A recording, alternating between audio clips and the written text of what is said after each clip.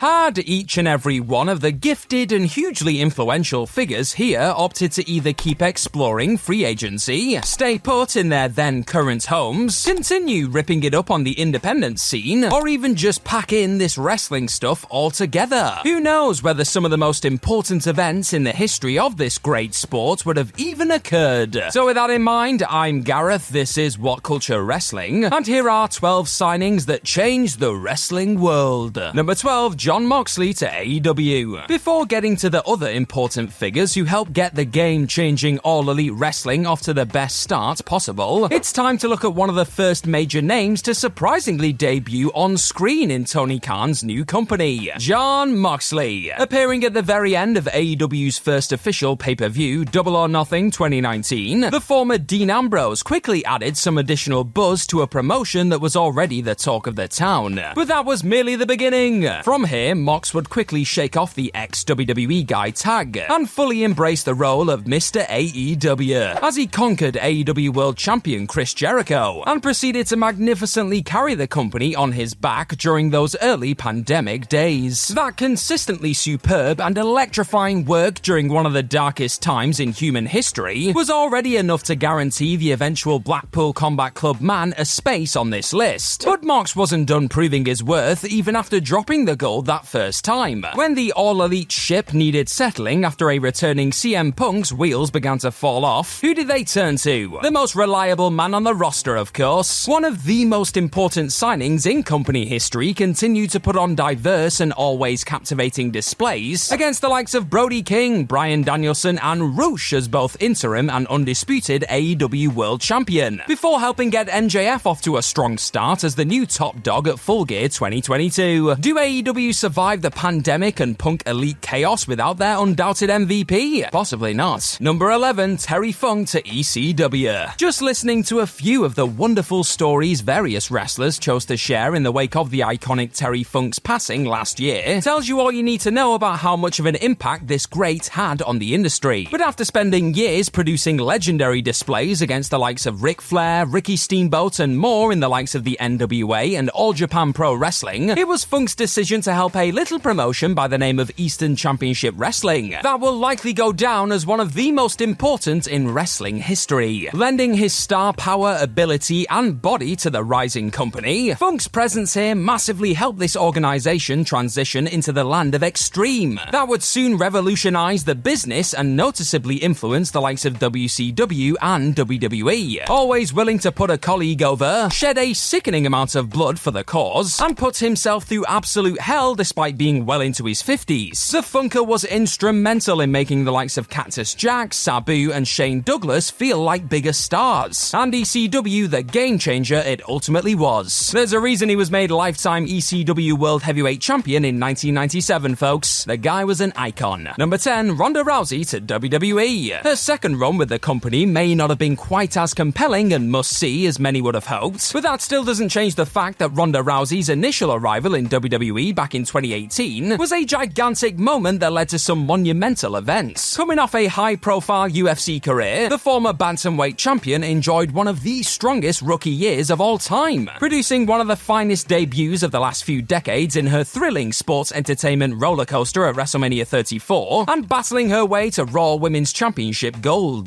The baddest woman on the planet was a genuine attraction for a time there, with her violent arm-snapping and unpredictable mic work making for gripping TV whenever she strutted down the ramp. And were it not for Ronda's presence on the roster and undeniable star power, would Becky Lynch have ever rose to the very top of the business in the way she did? Probably not. The man's hot feud with Ronda and the subsequent first ever all-women's Mania main events, both things that definitely would not have been possible without Ronnie, were vital parts of her journey to becoming the biggest full-time player in the company. Also, it's unlikely WWE attempt to put on a refreshing all-women's PLE like Evolution 2018 without a mainstream superstar like Rousey in their ranks. Put simply, the MMA fighter's decision to sign back in 2018 led to a number of epic firsts and made undoubted history. Now I've got a quick question for you. What is your favourite women's match in WWE history? Was it one involving Ronda Rousey or something else? You let me know in the comment section down below. Number 9, Rey Mysterio to WCW. Many are quick to remember WCW as simply the place where Hulk Hogan and his NWO pals ran wild for a bit,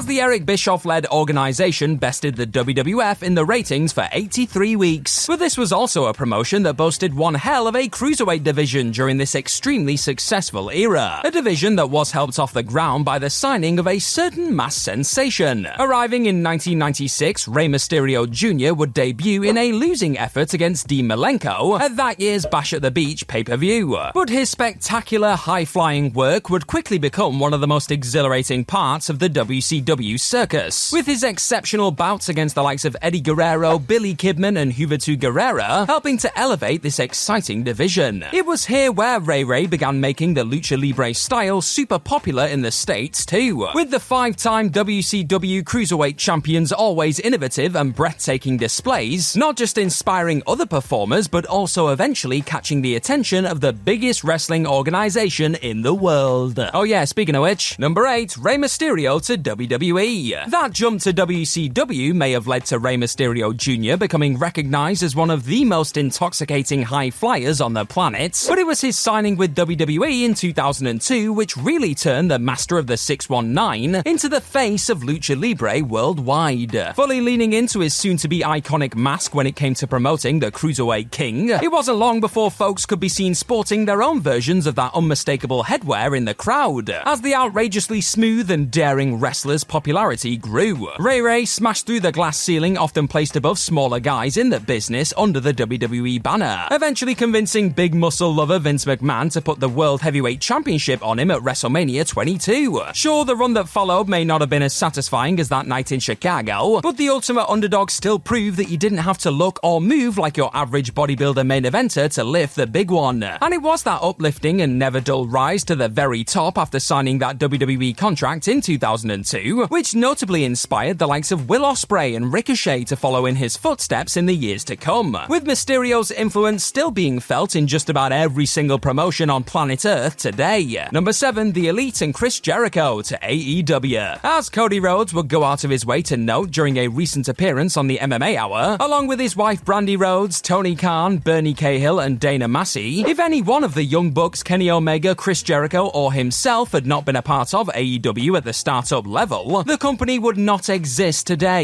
Yeah, that sounds about right. Focusing strictly on the wrestling talent who penned deals to become the first fully all-elite performers in early 2019 though, having Le Champion act as AEW World Champion in those early days certainly helped bring more casual eyes to the fledgling product. The epic Elite saga involving Matt and Nick Jackson, Omega, and Hangman Page would then go on to become one of the most riveting and refreshing long-term storylines ever to land on screens, with fans lapping up every glorious detail they were offered week to week before their cowboy finally took home the big belt. And Rhodes' nightmare brand he'd been smartly building on the independent scene also continued to grow as that time as a top all-elite guy eventually prepared him for a WWE return that would help drive that company to their hottest era in years too. But more on that later. And that's all without even mentioning the many talented workers the Elite helped get jobs in their fresh alternative, with stars like MJF, Orange Cassidy, and more possibly not showing up on Dynamite were it not for the Bucks and Rhodes in particular. In short, this lot signing with AEW changed the business forever. Just a quick one saying thank you very much for clicking on this video today, and if you're enjoying what you're seeing, then head on down to that subscribe button below and click it for more What Culture Wrestling stuff in your life. Number 6, Logan Paul to WWE. Celebrities stopping by to throw a few punches, take the odd bump, and then promote whatever it was they needed to sell at that moment in time had become the frustrating norm in wrestling. It was especially painful during that dreadful Raw guest host era in WWE towards the end of the 2000s. Now let's not relive that. Something seemed to change back when the likes of Pat McAfee and Bad Bunny decided to completely throw themselves into all this pro wrestling stuff back in the early 2020s, with the latter's committed performance at WrestleMania 37 and general respect for the business in particular setting a new standard for incoming celebrity bumpers. And it was a bar that arguably the most famous influencer on planet Earth then surprisingly cleared when he decided to have a go at being a WWE superstar 1 year later. Not content with that impressive one-off WrestleMania 38 display, Logan Paul would then remarkably sign a deal with WWE, which would see him compete a few times a year in between the ropes. Incredible showings he had absolutely no right to produce so early in his wrestling career soon followed against Roman Reigns, Seth Rollins, and Ricochet, with the Prime lad also making history by making a deal with the company to have that very logo slapped down in the middle of the canvas for WWE PLEs, another first for them. So not only has Paul's arrival and numerous viral moments helped make WWE a product that feels like it's actually connected to the modern day youth again, it's also altered the level of expectations fans have for incoming celebrity competitors. Number 5, the Four Horsewomen to WWE. In the time before these 4 eventual megastars first walked through WWE's doors, women were largely presented as little more than sexual fantasies on weekly programming, with the odd worker like Molly Holly, Lita, Trish Stratus, Mickie James, Natalya, and Beth Phoenix, showing that the ladies of this company could actually deliver some strong in-ring work when given the chance. However, things would certainly begin to change for the better in the years that followed Charlotte Flair, Sasha Banks, and Bayley signing in 2012, and Becky Lynch soon joining up with the rest of the future Horsewomen in developmental in 2013. It was that foursome's top-class work in between the ropes down in NXT, which eventually helped force WWE to take their women's division seriously. As Banks and Bayley put on instant classics at takeovers, Flair produced magic with Natalya, Lynch and the Boss delivered at TakeOver Unstoppable, and all 4 women smashed it at TakeOver Rival.